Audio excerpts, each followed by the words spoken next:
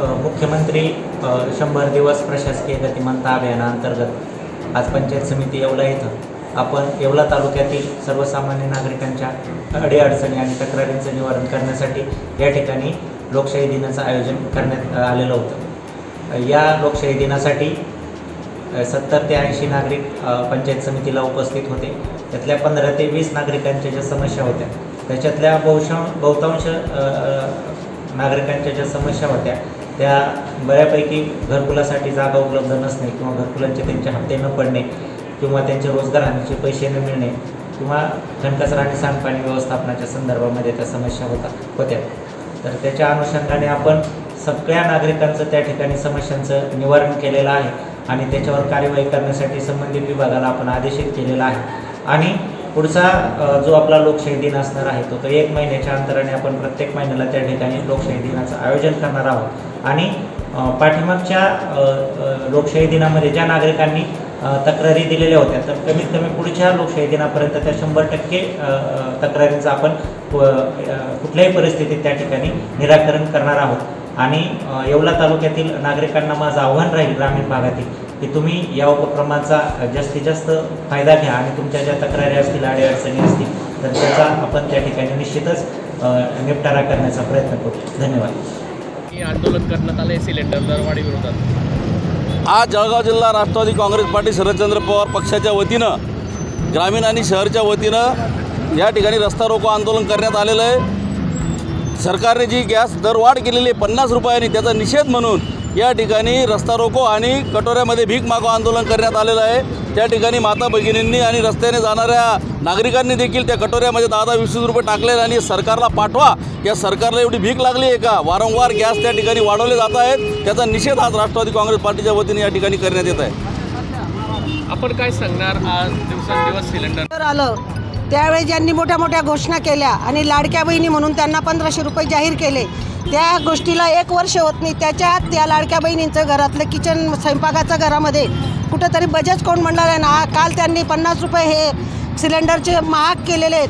भविष्यामध्ये हे सिलेंडर जनतेला 1500 ते 2000पर्यंत पण करतील।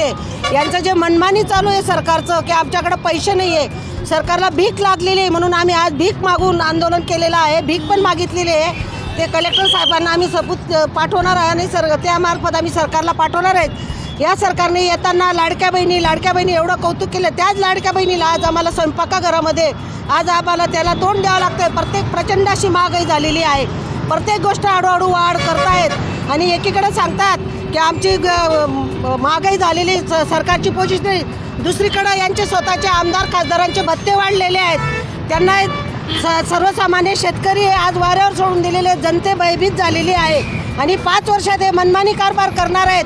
कारण हे बहुमतात आलेल्यामुळे हे कुणाचं ऐकायला पण तयार नाहीत। आज जे सिलेंडरचे प्रचंड भाव वाढलेले आहेत, भविष्यात हे भाव वाढत जाणार आहे म्हणून आज आम्ही त्यांचा जाहीर निषेध करत आहोत। पूर्णपणे निष्कासित करण्यात यावा, रद्द करण्यात यावा आणि हे स्थळ जे आहे हे बौद्ध धर्मियांच्या ताब्यात पूर्ण मालकी हक्काने ते स्वाधीन करावं आणि या देशामध्ये सगळ्या धर्माची जी व्यवस्था झालेली आहे त्या ठिकाणची तशी बौद्ध धर्मियांना सुद्धा ही संधी उपलब्ध करून देण्यात यावी। एक भारतीय नागरिक आणि बौद्ध धर्माचा उपासक किंवा बौद्ध धर्माची संस्कृती संवर्धन टिकवण्यासाठी भारतीय संविधानाच्या अधीन 25, 26, 14 आणि 13 या कलमाखाली अनुच्छेदाखाली हा हक्क बौद्धांचा आहे आणि या दृष्टिकोनातून हे आंदोलन यशस्वी झाल्याशिवाय थांबणार नाही। अशी एक निग्रहाची ही लढाई सर्व देशामध्ये सर्व ठिकाणी चालू आहे। जागतिक स्तरावर याला फार मोठं पाठबळ मिळालेलं आहे। नैतिक पाठबळ असल्यामुळंच हे आंदोलन यशस्वी होईल अशी आमची खात्री आहे। Okay, thank you.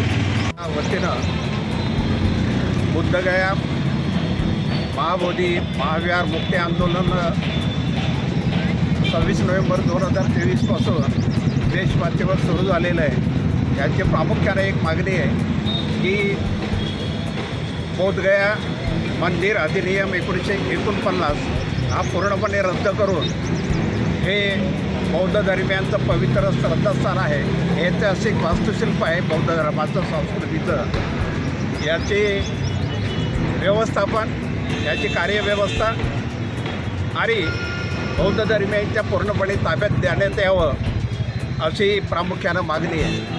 या मागणीबरोबर या देशामध्ये जे धर्म आहेत, एक मुसलमान आहे, ख्रिश्चन आहे, हिंदू आहे, शीख आहेत या आणि पारशी या सर्व धर्मियांची प्रार्थनास्थळं, मंदिरं त्या धर्मियांच्या ताब्यात आहे, व्यवस्थापन त्यांच्या ताब्यात आहे, वारसा हक्क त्यांच्या ताब्यात आहे. या दृष्टिकोनातून 1891 पासून अनागरिक धम्मपाल यांनी सुरू केलेलं हे आंदोलन आहे आणि गेली 135 वर्ष झाली, परंतु या आंदोलनाला काही यश येत नाही आहे. 1949चा जो कायदा आहे खऱ्या अर्थानं बहुसंख्य हिंदू धर्मियांची समितीवर नियुक्ती केल्यामुळं ते बौद्ध धर्मियांच्या हक्काला बाधा आलेली आहे आणि खऱ्या अर्थानं बौद्ध धर्माचं हे अस्तित्व आहे, जागतिक पर्यटन स्थळ आहे आणि हेरिटेज वारसा युनेस्कोने जाहीर 2002 साली केलेलं आहे. या संपूर्ण लढा जो आहे त्या लढ्याची पार्श्वभूमी आपण नजरेसमोर घेतली. तुम्ही थोडक्यात तुमच्या मागण्या सांगा.